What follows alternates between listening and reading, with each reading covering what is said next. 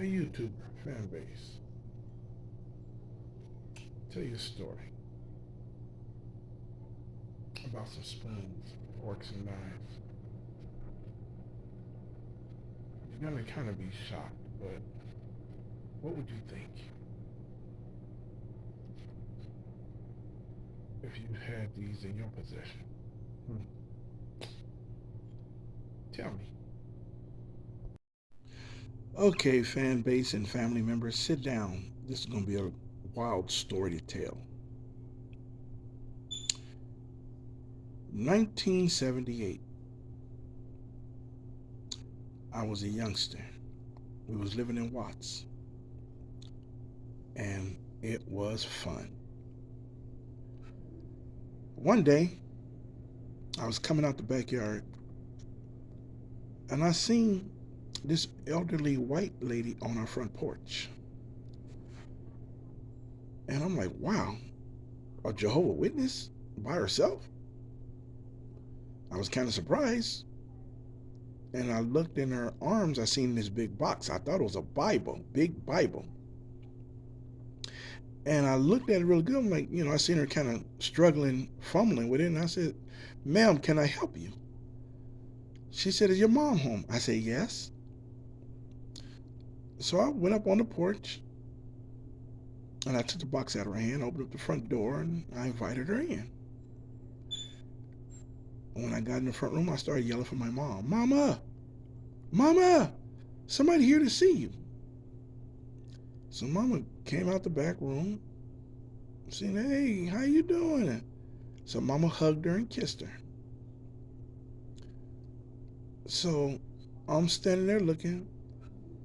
So she goes sit down. She tells me, oh, you can set the box down. So I set the box down.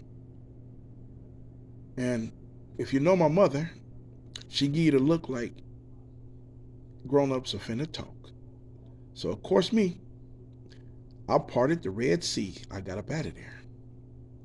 So then, later on that day, which I known a lot of family members, I have 9 sisters and brothers, so they was all in and out of the house. So I come in, and Mama's still talking to the elderly white lady. And Mama stopped me and said, boy, speak to her. And I said, Mom, I brought her in. I said, how you doing? Once again. And she spoke back. She said, oh, is this one of Robert's sons? My mom said, yeah, he's third to the youngest. So at this time, I'm smiling. And they started back talking. And she's telling my mother a slavery story. I didn't understand it at the time because I was young. And my mom looked at me and said, hey. I said, yes, ma'am. She said, give her a hug. This is your grandfather's sister. And I was, huh? I was like a deer in headlights. Whoa. I said, how you doing? But my mind was saying, but really? So I went in and hugged her. And I told her nice to meet her, and I left. So several hours pass again. I see the little old lady leaving with Mama. So Mama put her in the car and they left. When Mama came back, I was like, Mama, what is that box for? And she said, oh,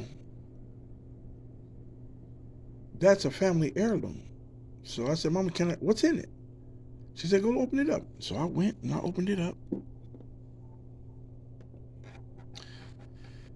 She said, those spoons, those forks, those knives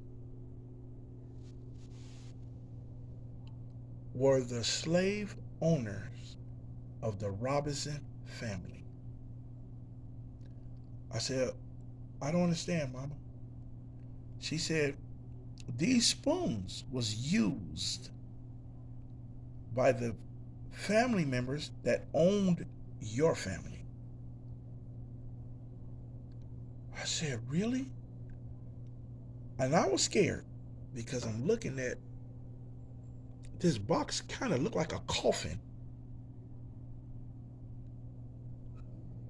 I know I'm not the only one that thought like this. But anyway, I'm like, wow. She said, yeah, spoons, forks, and knives are from the 1800s.